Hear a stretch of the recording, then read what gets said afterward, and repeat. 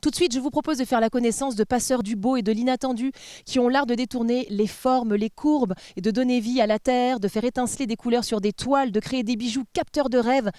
Bref, un véritable feu d'artifice pour les yeux, un bouquet fleuri d'artistes. C'est parti, suivez-moi.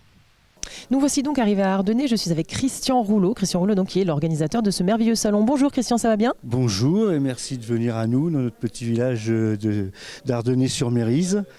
C'est la 9e édition de Bouquet d'artistes.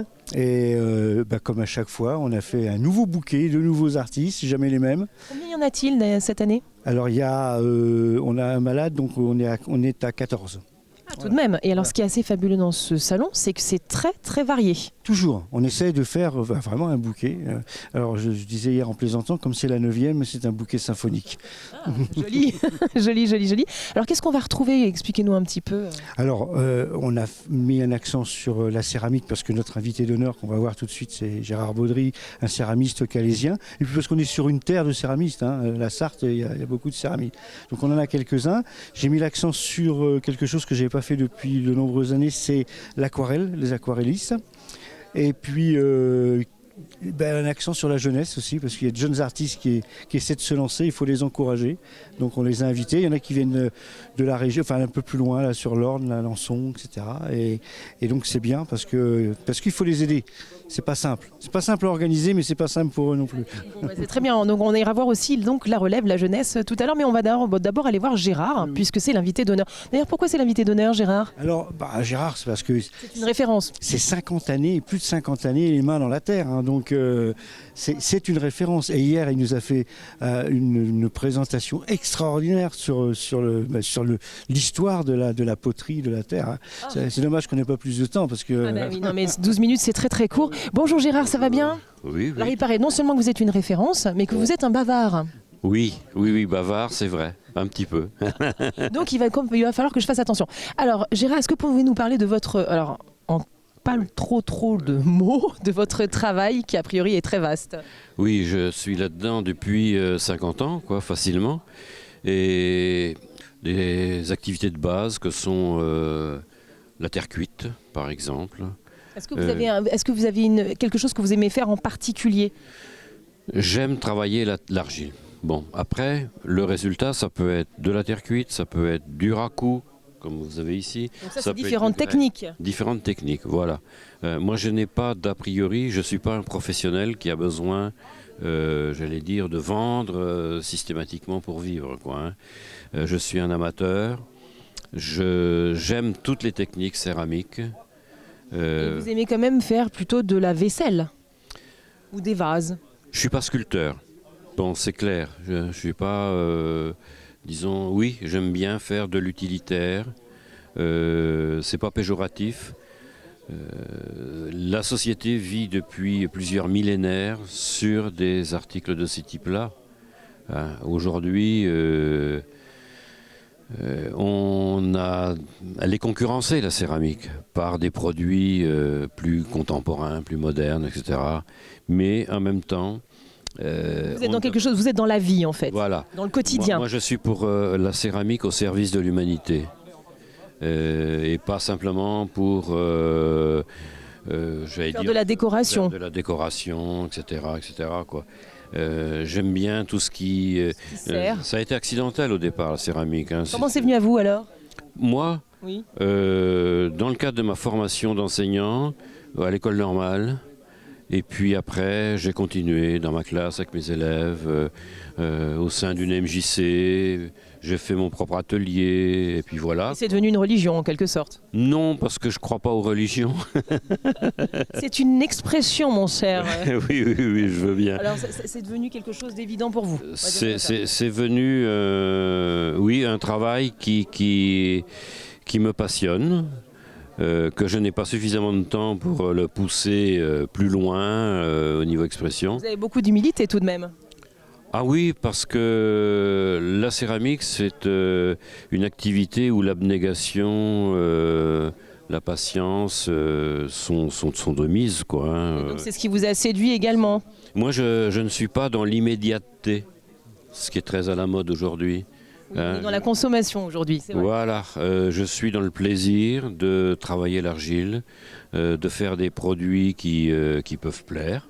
Bon, Donner de la vie à la terre en fait. c'est un peu ça, oui, la formule est bonne. Mais Vous donnez de la vie à la terre pour être dans le quotidien des gens. voilà, oui, vous traduisez très bien ce que je ressens. C'est Ça bien. me fait plaisir. Bon, on va continuer notre petit tour si vous le voulez bien. Tout à fait. Merci beaucoup. De rien, je vous en prie. Donc on continue, Christian? Oui. Alors, vous me parliez donc, on l'a dit, il y a pléthore de choses à voir ici. Eh oui, Donc, bien sûr. On va avancer. On Hein. va avancer un petit peu. Ah, vous avez quelque chose d'un peu particulier sur le bijou, avec un artiste qui travaille même pour certains grands joailliers. Donc on est fiers et honorés de l'avoir avec nous. Des Donc, pièces c'est un magnifiques. travail qui se décline jusqu'à la peinture. Oui, exactement, exactement. Alors, vous dites de grands joailliers comme qui, par exemple? Van Cleef. Van Cleef & Arpels. Oh, excusez-moi du peu, très cher. C'est la classe quand même. Hein. Et donc c'est Victoria qui nous propose ça. Victoria Pourcy, exactement. Formidable. Ici, nous avons Sandrine, qui fait donc céramiste aussi, avec des pièces complètement différentes, de Gérard. Et puis là, nous avons un petit nouveau qu'on a été dégoté là-bas à Alençon, et Ox. C'est ça, Ox. On l'appelle comme ça. Tout à fait, c'est son nom, c'est son blaze, comme on dit. Bonjour Ox, ça va bien? Oui, ça va très bien. Alors, quelle est la particularité de votre travail? Comment vous êtes venu, vous, à travailler C'est de la terre aussi, j'imagine. C'est de la terre aussi, de la céramique. J'avais envie de quelque chose qui ait du sens. Et étant donné que c'est un truc un peu ancestral, je me suis dit que ça pouvait être intéressant de pratiquer un peu plus. Et alors, il y a quand même des formes très très originales, c'est pas quelque chose de commun. Alors oui, parce que j'essaie d'obtenir un peu un juste milieu entre des choses très anciennes, qui datent du néolithique japonais par exemple, et des choses plus modernes comme la science-fiction, et puis Lovecraft, les mangas, tout ça. Donc c'est un univers qui vous parle. Vous parliez du Japon, les mangas, on y revient. Quoi. C'est ça. Et un truc qui soit un peu moderne. Un peu hybride. Voilà, hybride entre les racines et puis... Mais comment on arrive à faire des détails par exemple là sur ce vase, il y a plein de choses qui s'entremêlent comme ça, c'est hyper méticuleux. Oui, alors c'est un peu instinctif, un peu comme de l'écriture automatique. D'abord je fais une base au tournage, ensuite je prends une plaque de terre que je vais assembler en cylindre sur la base tournée, et ensuite là c'est un peu c'est organique, c'est un travail qui vient des tripes. Voilà, c'est ça, c'est de l'écriture automatique, de l'instinct et puis de la conversation avec la terre, parce que on peut jamais vraiment ordonner des choses à la terre, c'est toujours une conversation en fonction de l'humidité, tout ça. On peut pas contrôler un élément. C'est un peu ça qui m'intéresse aussi. Elle fait un petit peu ce qu'elle veut et vous vous adaptez en fait. Exactement, c'est un peu les deux.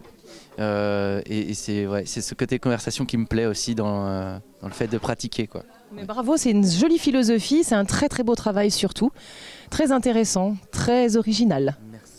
Bon, on va continuer notre petit tour, donc on continue dans la jeunesse. Là, on va dans un autre univers, alors qu'on n'a jamais présenté ici à Bouquet d'Artistes, qui est la marqueterie. Bonjour Clémence, ça va bien? Oui. Alors expliquez-moi un petit peu comment vous travaillez. Il paraît que vous avez une formation d'ébéniste, vous. Oui, j'ai une formation d'ébéniste et la marqueterie, c'est un peu en complément. D'accord. Donc à la base, je suis restaurateur de mobilier. Alors par exemple, là, qu'est-ce que vous êtes en train de faire? Je découpe des fines feuilles de bois. Avec quoi? Donc avec ce petit instrument? Non, avec cette machine. C'est une scie à chantourner. On découpe des fines feuilles de bois de différentes essences, teintées ou non. Et ensuite, on les assemble un peu comme un puzzle, donc comme on peut voir là-dessus. On fait une superposition?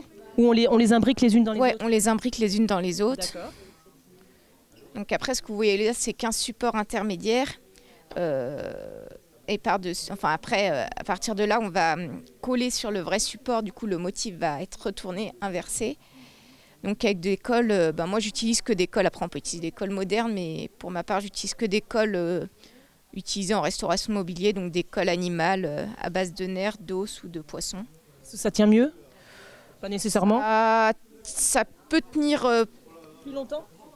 Mieux, surtout, ça a l'avantage d'être réversible, donc pour d'éventuelles restaurations.